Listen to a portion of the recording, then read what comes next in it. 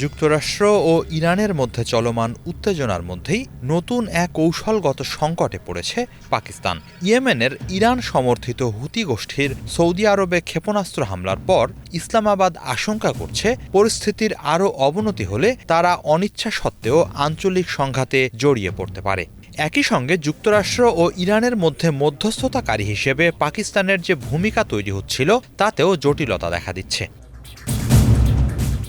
রয়টার্সের তথ্য অনুযায়ী গত বছর সৌদি আরবের সঙ্গে স্বাক্ষরিত পারস্পরিক প্রতিরক্ষা চুক্তির কারণে পাকিস্তানের ওপর নতুন ধরনের কৌশলগত চাপ তৈরি হয়েছে। এই চুক্তির আওতায় হাজার হাজার পাকিস্তানি সেনা এবং একটি যুদ্ধবিমান স্কোয়াড্রন বর্তমানে সৌদি আরবে মোতায়েন রয়েছে। ফলে সৌদি আরবের নিরাপত্তার ওপর বড় ধরনের আঘাত এলে ইসলামাবাদের জন্য নিরপেক্ষ অবস্থান ধরে রাখা কঠিন হয়ে যেতে পারে।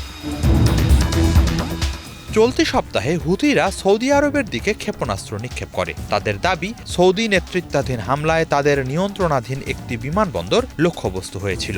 এই হামলার মধ্য দিয়ে 4 বছর ধরে কার্যকর থাকা সীমান্তবর্তী যুদ্ধবিরতি কার্যত ভেঙে যায়। যদিও এখন পর্যন্ত সংঘর্ষ একটি ঘটনাতেই সীমাবদ্ধ রয়েছে। নাম প্রকাশ না করে পাকিস্তানের এক জ্যেষ্ঠ কর্মকর্তা রয়টার্সকে বলেন, দেশটির বেসামরিক ও সামরিক নেতৃত্ব সর্বোচ্চ পর্যায়ে ইরানকে স্পষ্ট বার্তা দিয়েছে যে সৌদি আরবের ওপর হামলা মানে পাকিস্তানের ওপর হামলা। এটিই আমাদের লাল রেখা। বিশ্লেষকদের মতে ইসলামাবাদের উদ্বেগের অন্যতম কারণ হল সৌদি ইয়েমেন সীমান্তের কাছাকাছি এলাকায় পাকিস্তানি সেনাদের অবস্থান। ফলে সংঘাত বিস্তৃত হলে পাকিস্তানি সেনারাও সরাসরি ঝুঁকির মুখে পড়তে পারে। একই সঙ্গে লোহিত সাগরে নিরাপত্তা পরিস্থিতির অবনতি হলে পাকিস্তানের জ্বালানি ও বাণিজ্য সরবরাহ ব্যাহত হওয়ার আশঙ্কা রয়েছে। পাকিস্তানের আমদানি নির্ভর অর্থনীতির জন্য এটি বড় ধরনের চাপ তৈরি করতে পারে। পাকিস্তানের নিরাপত্তা বিশ্লেষকরা বলছেন, ইসলামাবাদ এত দ্রুত পরিস্থিতির অবনতি হবে বলে ধারণা করেনি। হুতিরা যদি সৌদি আরবের আরও গভীর হামলা বিস্তৃত করে তাহলে পরিস্থিতি আরও দ্রুত বদলে যেতে পারে। এদিকে পাকিস্তানের নীতি নির্ধারকদের মধ্যে ইরানের অভ্যন্তরীণ ক্ষমতার ভারসাম্য নিয়েও নতুন উদ্বেগ তৈরি হয়েছে। পাকিস্তানি কর্মকর্তাদের ধারণা, প্রেসিডেন্ট মাসুদ পেজেশকিয়ান, পররাষ্ট্রমন্ত্রী আব্বাস আরাকচি কিংবা পার্লামেন্ট স্পিকার মোহাম্মদ বাগের গালিবাফের তুলনায় ইসলামী বিপ্লবী গার্ড বাহিনী IRGC এখন সিদ্ধান্ত গ্রহণে আরও বেশি প্রভাবশালী হয়ে উঠছে।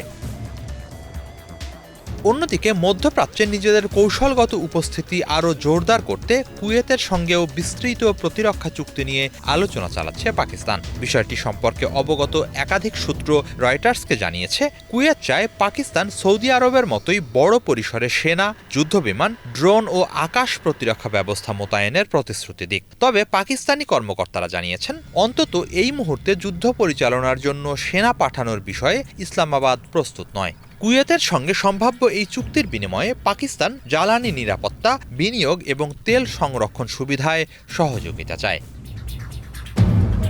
বিশ্লেষকদের মতে উপসাগরীয় দেশগুলো এখন যুক্তরাষ্ট্রের নিরাপত্তা নিশ্চয়তার ওপর আগের মতো নির্ভরশীল নয়। সে কারণে পাকিস্তানের মতো বড় সেনাবাহিনী ও নিজস্ব প্রতিরক্ষা শিল্প সম্পন্ন দেশকে তারা বিকল্প অংশীদার হিসেবে দেখছে। সৌদি আরব, কুয়েত ছাড়াও তুরস্ক, বাহরাইন ও জর্ডানের সঙ্গে পাকিস্তানের প্রতিরক্ষা সহযোগিতা বাড়ানোর আলোচনাও চলছে।